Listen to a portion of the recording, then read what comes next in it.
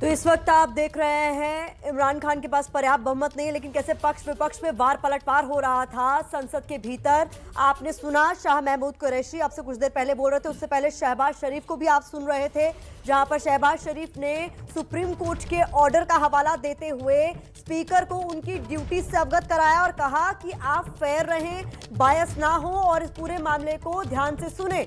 और उसी पर एक बार फिर से स्पीकर की ओर से कहा गया कि हम सब बातों का ख्याल रखेंगे, लेकिन वो जो इंटरनेशनल कॉन्स्पिरेसी की बात इमरान खान की तरफ से, उनकी सरकार की तरफ से लगातार कही जा रही है, उस पर भी डिस्कशन होगा, जिसके बाद संसद के भीतर हंगामा हुआ और फिलहाल संसद की कार्रवाई स्थगित कर दी गई है दोपहर 12:30 बजे तक के लिए।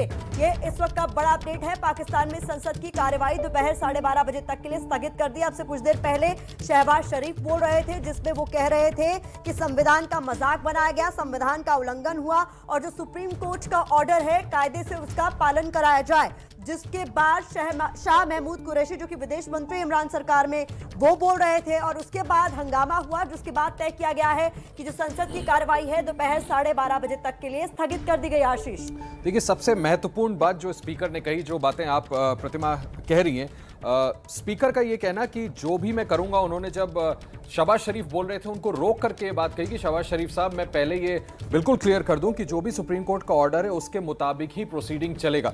मुझे लगता है कि उसको अगर अंडरलाइन कर दें तो उन्होंने जो पहले बात कही थी कि मैं चाहता हूं, क्योंकि पीटीआई के मेंबर हैं और उन्होंने जरूर, उनको ये कहा गया होगा कि इस बात को पीटीआई के मेंबर्स और खास करके संभव है थोड़ी देर में, क्योंकि मैंने फवाद चौधरी को देखा, शाह महमूद कुरैशी बोल रहे हैं। जी, आप कुछ कहना? बिल्कुल, तो देखिए, बड़ी कवरेज पर हमारी नजर लगातार बनी हुई है। सवाल यही कि पाकिस्तान में आज क्या होता है।